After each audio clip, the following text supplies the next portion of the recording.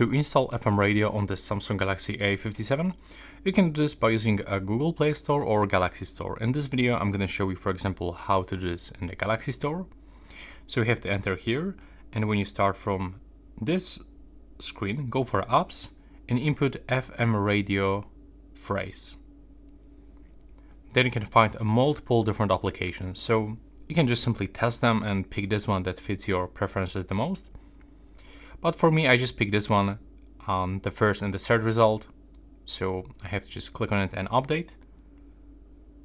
And then I can just simply open this one and just start listening. That's basically how it looks. You have to just open it, and here you can search for some stations. You can also pick your interest.